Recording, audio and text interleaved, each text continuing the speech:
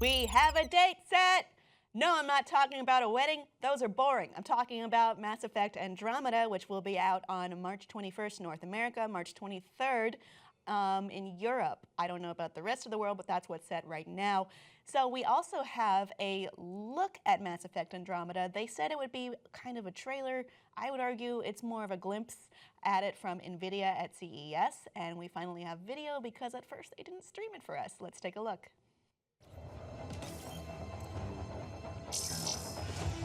Pathfinder, this console controls the gate.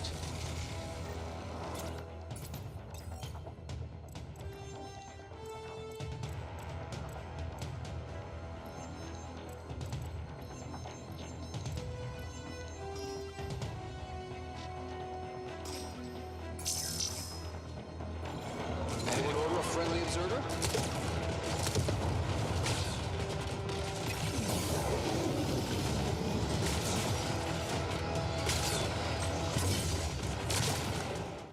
All right, I chose just one part of that, and you may argue I picked the most boring part, but I will tell you it is the most problematic part. Now, in the top of the clip, we have a glimpse at a Normandy-like ship. You can't deny that the design looks kind of the same, and the way that it travels looks very much like it's calling off notes from the original Mass Effect. And it does show that there will be combat. However, we do know that they are doing away with the old class system, and that's why I showed you that leveling up page. Before, you can pick what kind of N7 you wanted to be. I ended up being an adept, but you could also be a soldier. You could also focus on engineer or tech or what have you. In this, it looked like there was a loadout on the bottom with 3 different specific abilities, like you might find in BioShock. And it's a little bit worrying for some of the fans. Now, we know that the only character that can do this is Ryder as the Pathfinder. And it seems that the support characters, which are ostensibly AI, would be leveled up in a more traditional way. If you saw on that screen with PB, who I've accidentally called PP about 100 times already. So when you look at this, it looks like instead of what we had before where you would pick a path and you would live through it, it would be a consistent thing throughout, even beyond the game you're playing, into the next game, if you load your saved character, that you would be working off of your choices, and those choices would lead to consequences.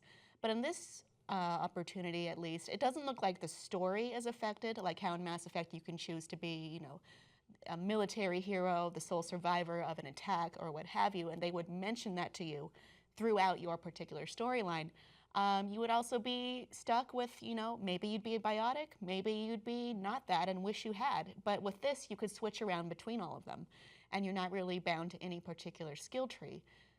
It makes it look maybe too easy, because this is a game that is arguably, choice is the biggest factor in it, and you have to live with them, and you have to make choices that might be hard, that might weigh on you, that might be grueling to get through in particular battles, but somehow you find a way, and there is a joy out of that. With this, it seems it's nice that you won't get stuck with that frustration potentially, but at the same time, it's just a little bit easy to just write off and walk away from, and I miss that level at least.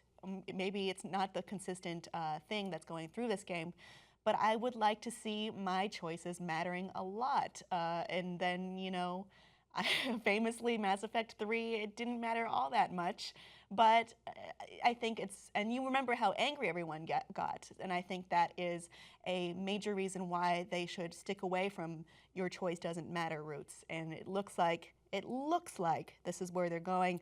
Audience, how do you feel about the gameplay system so far, or the leveling up system so far in the gameplay for Mass Effect Andromeda? Is this a good choice, or is this the wrong choice? Please let me know below in the comments. Please like and subscribe for more.